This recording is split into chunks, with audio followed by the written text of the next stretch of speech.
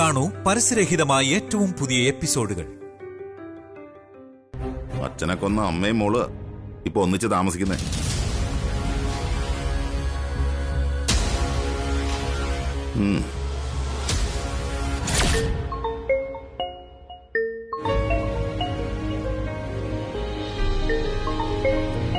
എത്ര സമയം വെച്ചാ എടുക്കാതിരിക്കുന്നത്? ഒന്ന് എടുക്ക്. എടുത്തിട്ട് എന്ത് പറയാനാ? എന്തെങ്കിലും പറ.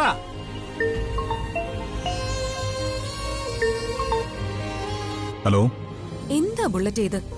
ഞാൻ വിളിച്ചിട്ട് എന്താ എടുക്കാത്തത്? ഒരു ജോലി ഏൽപ്പിച്ചു, അത് കൊളവാക്കി. രചനയെന്ന് പറയുന്നവള് എന്റെ മുന്നിലേക്ക് വന്നു, വിജയിച്ചവളെ പോലെ. അതിന്റെ കാരണം എനിക്കറിയണം. അതുകൊണ്ടാ നേരിട്ട് കാണണമെന്ന് പറയുന്നത്, അല്ലാതെ കാണാനുള്ള കൊതി കൊണ്ടൊന്നും അല്ല. തൽക്കാലം കാണാൻ പറ്റില്ല. അതെന്താ അങ്ങനെ? അതങ്ങനെയാ. ഹലോ ഹലോ,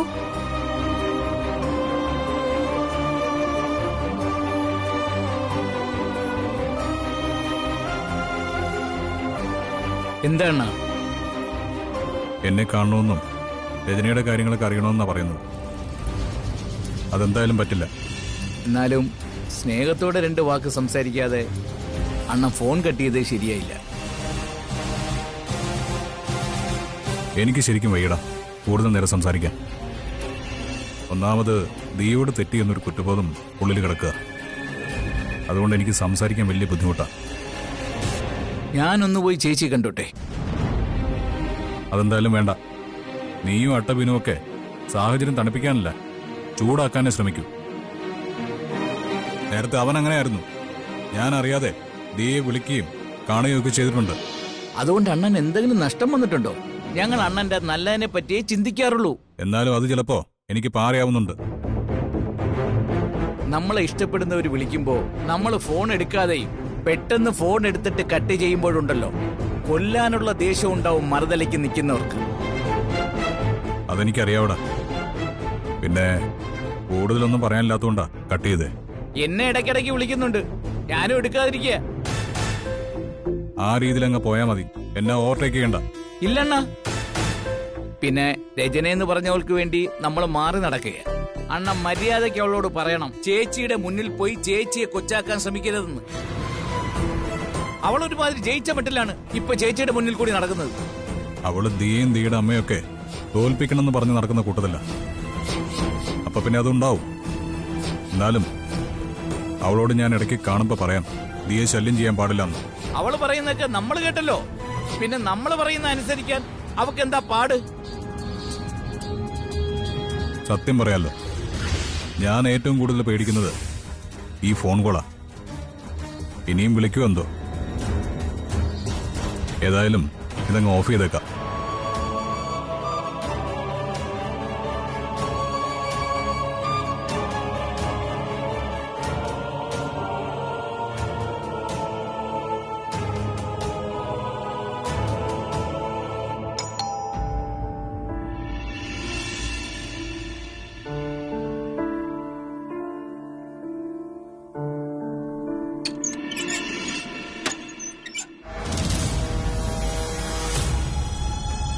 ഞാൻ അച്ഛൻ്റെ അടുത്ത് പോയിട്ടാ വരുന്നത്.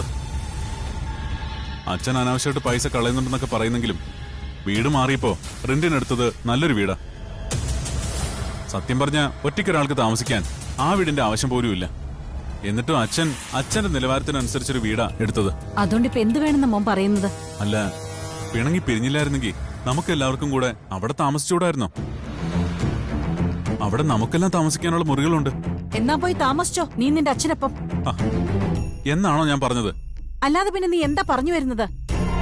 അമ്മയുടെ ആയുസിന്റെ നല്ലൊരു ഭാഗം നിനക്ക് വേണ്ടിയാ ഞാൻ മാറ്റിവെച്ചത്. എന്നിട്ടിപ്പോ അമ്മ ചെയ്യുന്നതൊക്കെ കുറ്റായി പോയല്ലേ? അച്ഛനും അമ്മയും തമ്മിൽ പിരിയേണ്ട കാര്യമില്ലായിരുന്നു എന്ന് പറയുന്നത് തെറ്റാണോ? ഇപ്പോഴും പിരിഞ്ഞിട്ടില്ല. 2 ആൾക്ക് 2 മനസ്സായിരുന്നു. അതുകൊണ്ട് 2 ഇടത്ത് താമസിക്കുന്നതാ നല്ലതെന്ന് തോന്നി. അങ്ങനെ മാറി താമസിച്ചത്. അതിന്റെ ഒരു മനസ്സമാധാനം ഇപ്പോ എനിക്കും നിന്റെ അനീതിക്കും ഉണ്ട്. പക്ഷെ എനിക്കത് അത്ര വലിയ മനസ്സമാധാനമായിട്ട് തോന്നുന്നില്ല. ഈ വീടിനകത്തോട്ട് വന്ന ശേഷം മൊത്തത്തിലൊരു നെഗറ്റീവാണ് എനിക്ക് ഫീൽ ചെയ്യുന്നത്. ഏതു നേരം കുറ്റപ്പെടുത്തുന്ന ഒരു അനിയത്തി. അവളെ കൊണ്ട് തന്നെ ഞാൻ പൊറുതി മുട്ടി. അമ്മയ്ക്ക് എന്തെങ്കിലും സംഭവിച്ചാ നീ മാത്രമേ അവൾക്കുള്ളൂ. അങ്ങനെ ഒരു ബോധം അവക്കും വേണം. ഇത് എന്നെ ചൊടിപ്പിക്കുന്ന സ്വഭാവം അവക്ക്. അമ്മേ, ആദർശം പറഞ്ഞു നടന്നിട്ടൊന്നും ഒരു കാര്യവുമില്ല. അമ്മയെ പോലൊരു വില്ലേജ് ഓഫീസർക്ക് ഇന്ന് ഈ ടൗണിന്റെ ഹൃദയഭാഗത്ത് 10-25 സെന്റ് സ്ഥലം വാങ്ങായിരുന്നു. നല്ലൊരു ബിൽഡിംഗ് കേട്ടായിരുന്നു. അതിനു പകരം ഭൂമി കയ്യേറി അതിൽ അനധികൃതമായി കെട്ടിടങ്ങൾ കെട്ടിപ്പൊക്കി എന്നൊക്കെ പറഞ്ഞുകൊണ്ട് അതൊക്കെ പൊളിക്കാനാ അമ്മ ഇൻട്രസ്റ്റ് കാണിച്ചത്. അതുകൊണ്ടെന്താ, ജോലി പോയി കിട്ടി,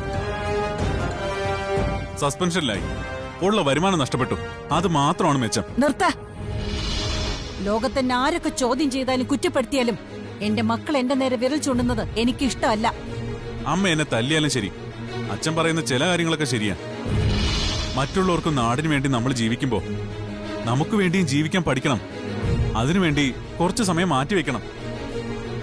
നിനക്ക് എപ്പോഴെങ്കിലും എന്തെങ്കിലും കുറവുണ്ടായിട്ടുണ്ടോ ദിലി? നീ പഠിക്കുന്ന സമയത്ത് പണത്തിന് വേണ്ടി ആരുടെയെങ്കിലും മുന്നിൽ കൈ നീട്ടിയിട്ടുണ്ടോ? ഓ, ഇനിയിപ്പോ അത് പറഞ്ഞോണ്ട് വന്നോ?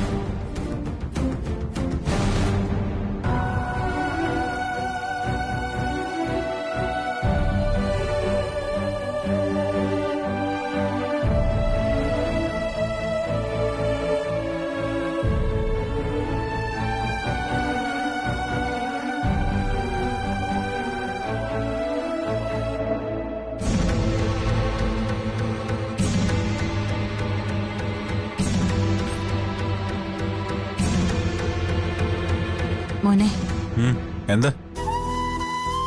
എന്റെ മക്കളോട് ചൂടാവുമ്പോഴും അവരോട് വഴക്കിടുമ്പോഴാ അമ്മ കൂടുതൽ വേദനിക്കുന്നത്.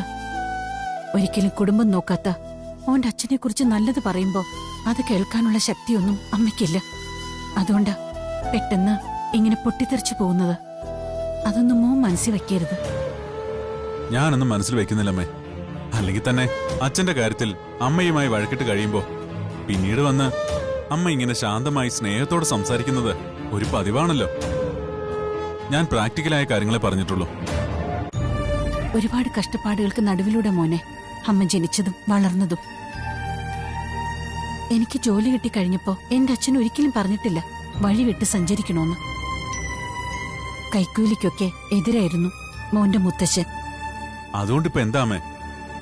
ദീപയുടെ കല്യാണം കഴിഞ്ഞപ്പോ അവളുടെ പേരിലുള്ള 5 സെന്റ് സ്ഥലം വിൽക്കണമെന്ന് അമ്മയ്ക്കുണ്ടായിരുന്നോ? എന്നിട്ടോ ആ 5 സെന്റ് സ്ഥലം പോലും മുത്തശ്ശിയുടെ ചികിത്സയ്ക്ക് വേണ്ടി വിറ്റു തുലയ്ക്കായിരുന്നു മുത്തശ്ശൻ. അന്നത്തെ ഉപദേശം കൊണ്ട് ഒരു പ്രയോജനവും ഇല്ലെന്ന് മുത്തശ്ശൻ ഇപ്പൊ ബോധ്യമായി കാണും. എന്തായാലും സസ്പെൻഷനൊക്കെ കഴിഞ്ഞ് ജോലി കയറിയാലും അമ്മയുടെ സ്വഭാവത്തിന് ഒരു മാറ്റവും വരുത്താൻ പോകുന്നില്ല. വളഞ്ഞ വഴിയിലൂടെ കാൽ കാശ് അമ്മയ്ക്ക് വേണ്ട. ബന്ധങ്ങളെക്കാൾ പണത്തെ കൂടുതൽ സ്നേഹിക്കുന്നവരാ അങ്ങനെയൊക്കെ ചെയ്യുന്നത്. അമ്മ വഴക്ക് അവസാനിപ്പിക്കാനാണ് വന്നതെങ്കിൽ വീണ്ടും ആ വിഷയത്തിലേക്ക് കടക്കരുത്. മോനെന്താ കഴിക്കാൻ വേണ്ടത്? ഞാൻ നന്നായി കഴിച്ചെന്ന് പറഞ്ഞല്ലോ അച്ഛന്റെ അടുത്തുനിന്ന്. എനിക്കിഷ്ടപ്പെട്ടതൊക്കെ അച്ഛൻ തന്നു. അതല്ല, രാത്രിയിൽ എന്താ വേണ്ടേന്ന് ചോദിച്ചത്. രാത്രിയിൽ അങ്ങനെ അമിതമായ ഭക്ഷണമൊന്നും ഡോക്ടർമാർ കഴിക്കാറില്ല. അതുകൊണ്ട് അമ്മ ഇഷ്ടമുള്ള എടുത്തോ. ഒരു ഗ്ലാസ് പാല് മറക്കണ്ട. അമ്മേ,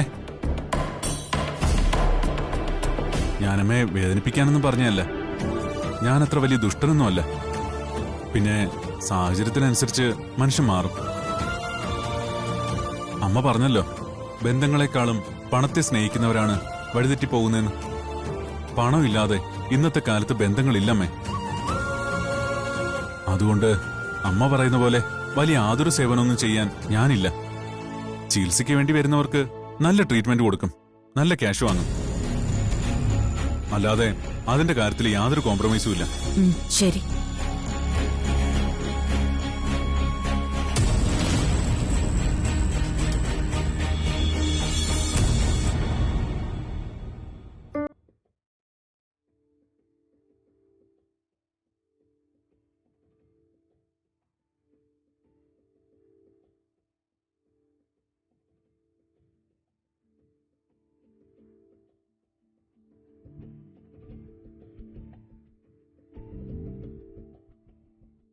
താൻ ഇതിനകത്ത് തന്നെ ഇങ്ങനെ ഏത് നേരം ഇരുന്നാ മതിയോ?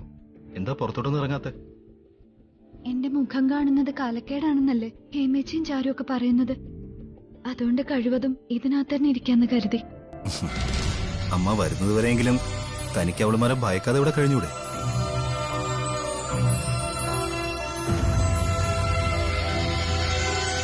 എന്ത് സഹിക്കാം? എന്റെ അമ്മയെ മോശമായി ചിത്രീകരിക്കുന്നത് സഹിക്കാൻ പറ്റുന്നില്ല ലാലേട്ട. അമ്മ വന്നു കഴിഞ്ഞാൽ മൂന്നാളും കൂടി ഒന്നിച്ചു നിന്നായിരിക്കും ദീപയെ ഓരോന്ന് പറയാൻ പോകുന്നത്. അമ്മ ഉടനെ വരുമോ ലാലേട്ട? വരാനാണ് സാധ്യത. അമ്മ അതിനുവേണ്ടി കാത്തിരിക്കുക. ഉള്ളിൽ കൂട്ടിവെച്ചിരിക്കുന്നൊക്കെ ഒരുമിച്ച് പുറത്തേക്ക് വരുന്നത് ആ സമയത്തായിരിക്കും. അതുകൊണ്ട് അമ്മ പുറത്തു വരരുതെന്നായിരിക്കും രണ്ടാളുടെ ആഗ്രഹം. അങ്ങനെ ഒരു ആഗ്രഹം ഉണ്ടായിരുന്നെങ്കിൽ അമ്മയെ പുറത്തിറക്കാൻ വേണ്ടി ഞാൻ നല്ലൊരു വക്കീലിനെ വെക്കുമായിരുന്നു. നല്ല വക്കീലിനാണോ വെച്ചിരിക്കുന്നതെന്ന് ആർക്കറിയാം? അമ്മ ജയിലിൽ നിന്ന് പുറത്തിറങ്ങുമ്പോ നിനക്കത് മനസ്സിലായിക്കോളും. അമ്മയെ ചേട്ടൻ പുറത്തിറക്കുന്ന് ഞങ്ങൾക്ക് ഒരു വിശ്വാസവും ഇല്ല. നിന്നെ വിശ്വസിപ്പിക്കേണ്ട ഒരു കാര്യം എനിക്കില്ലടി. ഒരു മകൻ ചെയ്യേണ്ട, ഒരു ഏട്ടൻ ചെയ്യേണ്ട എല്ലാ കാര്യങ്ങളും ഞാൻ അമ്മയ്ക്ക് നിങ്ങൾക്കും വേണ്ടി ചെയ്തു തരുന്നുണ്ട്. എന്നാ എന്റെ സുഖവും സന്തോഷവും മനസ്സിലാക്കാതെ എന്നിട്ട് ശ്വാസം മുട്ടിക്കല്ലേ നിങ്ങളെല്ലാരും കൂടി? ആ ശ്വാസം മുട്ടൽ എന്തു മുതലാ തുടങ്ങിയത്? ഇവളെ പോലൊരുത്തിയെ കെട്ടിയെടുത്തോണ്ട് വന്നതിന് ശേഷം. അതിനു മുൻപ് എന്റെ എന്താഗ്രഹവും സാധിച്ചു തരും എന്നല്ലാതെ എന്റെ നേരൊന്ന് വിരല് ചൂണ്ടി സംസാരിച്ചിട്ട് പോലും ഇല്ല എന്റെ ഏട്ടൻ. അതൊക്കെ വലിയ തെറ്റായി പോയെന്ന് എനിക്കിപ്പോ തോന്നുന്നുണ്ട്. അത്രയ്ക്കൊക്കെ നിന്നെ സ്നേഹിച്ചിട്ട് എനിക്ക് എന്താ തിരിച്ചു കിട്ടിയത്? നീ ഒരു ആവശ്യം പറഞ്ഞ് ഹോസ്റ്റലിൽ നിന്ന് വിളിച്ചു കഴിഞ്ഞാൽ മറ്റു കുട്ടികൾക്ക് അവരവരുടെ പാരന്റ്സ് പണം എത്തിക്കുന്നതിന് മുന്നേ തന്നെ ഞാൻ നിനക്ക് വേണ്ടി എല്ലാം ചെയ്തു തന്നിരുന്നു. എന്ന് മാത്രമല്ല, നിന്റെ എല്ലാ ആഗ്രഹങ്ങളും സാധിച്ചു തന്നിരുന്നു. നിനക്ക് ആരുടെ മുന്നിലും ചൂളി നിൽക്കേണ്ടി വന്നിട്ടില്ല ഇതുവരെ. എന്റെ അധ്വാനത്തിന്റെ മുക്കാലും നിനക്കും നിന്റെ ചേച്ചിക്കും വേണ്ടിയാ ഞാൻ ഇതുവരെ മാറ്റിവെച്ചിട്ടുള്ളത്. ഒരുത്തിയുടെ കല്യാണം കഴിഞ്ഞ് ഇവിടുന്ന് പോയിട്ട് പോലും എന്നെ സമാധാനത്തോടെ ജീവിക്കാൻ അവള് സമ്മതിച്ചിട്ടില്ല. അവൾ അവളുടെ ഭർത്താവിന്റെ ഒപ്പം കഴിഞ്ഞിട്ടില്ല.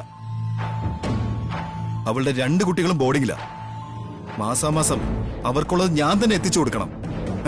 എന്നിട്ടാ എന്നെ ജീവിക്കാൻ സമ്മതിക്കാത്തത്. ചേട്ടൻ ഇനിയിപ്പോ ഇതല്ല ഇതിനപ്പുറവും പറയും.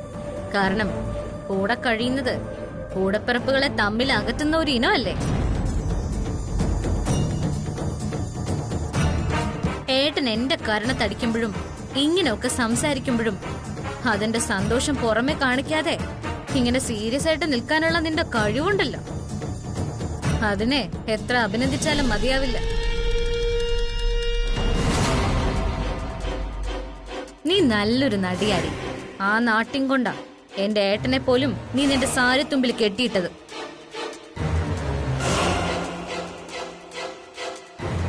ഏതായാലും ഒരു കാര്യം എനിക്ക് മനസ്സിലായി. അമ്മ അടുത്തൊന്നും ജയിലിൽ നിന്ന് ഇറങ്ങില്ലെന്ന്. അതിനുവേണ്ടി ഏട്ടനെ പോലെ അനിയനും മത്സരിക്കുന്ന കാര്യം എനിക്ക് ഉറപ്പാ. കാരണം ഇനി എന്റെ ഏട്ടന് അമ്മയും വേണ്ട, പെങ്ങന്മാരെയും വേണ്ട.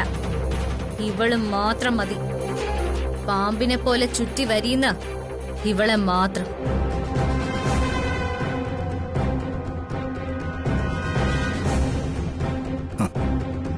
അമ്മയെ പുറത്തിറക്കാൻ വേണ്ടിട്ട് ഞാൻ എന്തുമാത്രം പണം മുടക്കിന്ന് അവൾക്കറിയില്ല.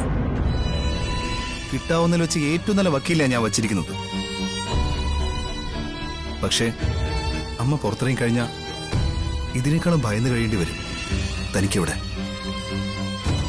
എന്നുവെച്ചാ എന്റെ അമ്മയെ പുറത്തിറക്കുന്നത് എന്റെ ഭാര്യയെ നഷ്ടപ്പെടുത്താനാ.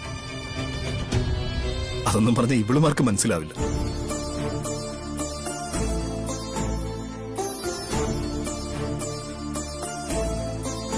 എന്റെ സുഖം ഞാൻ ഇന്ന് വരെ നോക്കിയിട്ടില്ല. അവളുമാർക്കും അമ്മയ്ക്കും വേണ്ടിയിട്ടാ ജീവിച്ചത്. എന്നിട്ട് അവസാനം എനിക്കൊരു ജീവിതം ഉണ്ടായപ്പോ ജീവിക്കാൻ സമ്മതിക്കുന്നില്ല.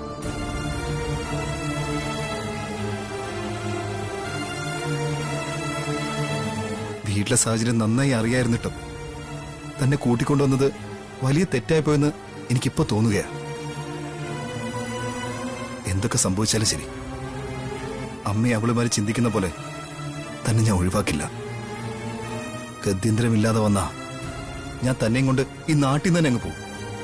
പിന്നെ ജീവിക്കട്ടെ, എല്ലാവരും അവരുടെ ഇഷ്ടത്തിനൊത്ത് ജീവിക്കട്ടെ.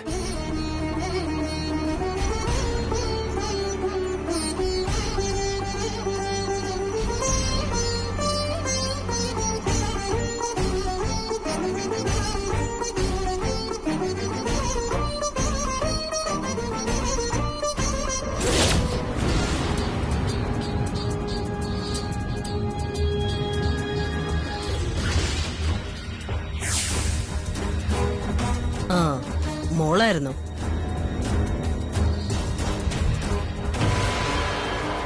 അമ്മയുടെ കേസിനെ പറ്റി വല്ലതും ചേട്ടൻ പറഞ്ഞായിരുന്നോ?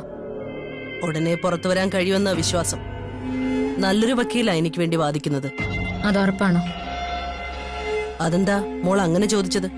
അമ്മ പുറത്തു വരരുതെന്ന ഇപ്പൊ ചേട്ടന്റെ ആഗ്രഹം. അവളും ചേട്ടനും കൂടി ആ രീതിയിലൊക്കെ സംസാരിക്കുന്നത് ഞാൻ കേട്ടു. അവൻ എന്നെ പുറത്തിറക്കാൻ വേണ്ടി പേരെടുത്തൊരു വക്കീലിനെയാ വെച്ചത്. എങ്കിലും ഇറങ്ങിന്ന് പറഞ്ഞാ മതി. അമ്മ വന്നു കഴിഞ്ഞാൽ അവൾക്ക് അവിടെ പിടിച്ചു നിൽക്കാൻ കഴിയില്ലെന്ന് ആ ദീപയ്ക്കും അറിയാം, ചേട്ടനും അറിയാം. അതുകൊണ്ട് ചിലപ്പോ ഇനി വക്കീലിനോട് കേസ് തോൽക്കാൻ പറഞ്ഞാലോ? ജയേട്ടൻ ഇപ്പോ അമ്മയല്ല വേണ്ടത്, അവളെയാ. അതിടയ്ക്കിടയ്ക്ക് പറയാറുണ്ട്. പിന്നെ ഹരിയേട്ടന്റെ വീട്ടിലും ഏട്ടൻ പോകാറുണ്ടെന്നാ എനിക്ക് തോന്നുന്നത്. അങ്ങനെയെങ്കിൽ ഏട്ടനും ഏട്ടത്തെയൊക്കെ ജയേട്ടനെ ഉപദേശിക്കും, ഒരു കാരണവശാലും അമ്മയെ പുറത്തിറക്കരുതെന്ന്. അങ്ങനെ വന്നാ കുറച്ചുനാളുകൂടി അമ്മ ജയിലിൽ കിടക്കുമല്ലോ.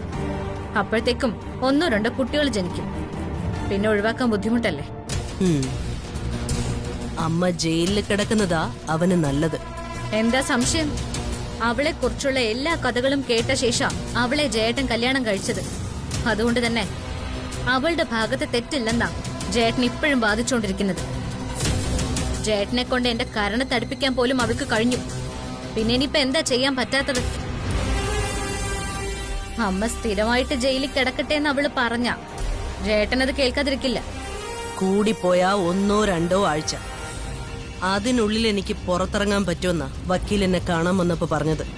അമ്മ എത്രയും പെട്ടെന്ന് പുറത്തിറങ്ങണമെന്നാ എന്റെയും ഹേമേച്ചിയുടെയും പ്രാർത്ഥന. എന്നോ ജയിലിൽ കിടക്കുന്ന അമ്മയാ അമ്മയുടെ മോനും മരുമോൾക്കും സമാധാനം. അതമ്മ മനസ്സിലാക്കണം. ഞാൻ പുറത്തിറങ്ങിയ ശേഷം ചെയ്യേണ്ട കാര്യങ്ങളെക്കുറിച്ച് എനിക്ക് വ്യക്തമായ ധാരണയുണ്ട്. അമ്മ എന്ത് ചെയ്യാൻ പോവാ? അതേപ്പറ്റിയൊന്നും പറഞ്ഞില്ലല്ലോ ഇതുവരെ. അമ്മയൊന്നും പറയില്ല, പ്രവർത്തിക്കുകയുള്ളൂ. എന്തായാലും എന്താ നടക്കാൻ പോകുന്നതെന്ന് മോക്ക് കാണാൻ കഴിയും. അതുകൊണ്ട് എന്തായാലും മോൾക്കൊരു നഷ്ടവും വരില്ല. എനിക്ക് എന്ത് നഷ്ടം വന്നാലും ശരി, അവള് നമ്മുടെ വീട്ടിൽ നിന്ന് പുറത്താവണം. ജയേട്ടൻ അവളുമായിട്ടുള്ള ബന്ധം പിരിയണം. എനിക്കത്രേ ഉള്ളൂ.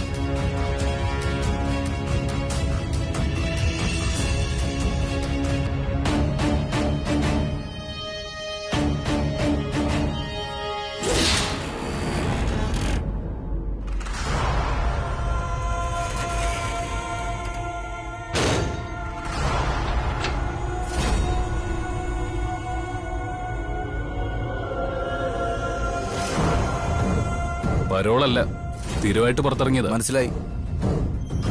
ഇനി പുറത്തുള്ള ഒരുത്തിനെ അകത്താക്കിയിട്ട് വേണം കളി ഓരോന്നായിട്ട് തുടങ്ങാൻ.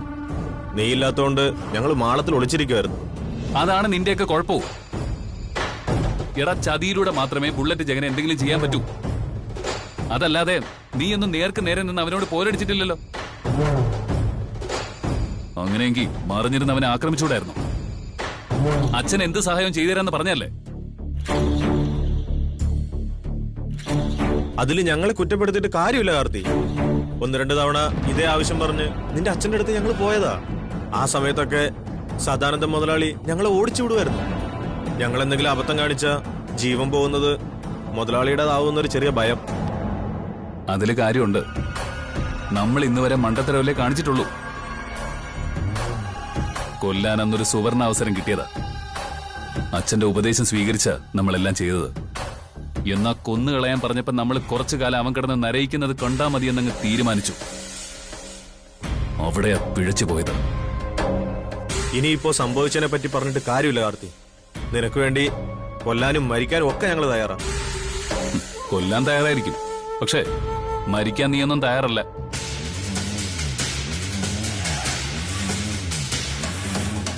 ഞാൻ പഴയ രീതിയിൽ അക്രമത്തിന്റെ പാതയിൽ മുന്നോട്ട് പോകുന്നില്ല. വേറൊന്നും കൊണ്ടല്ല.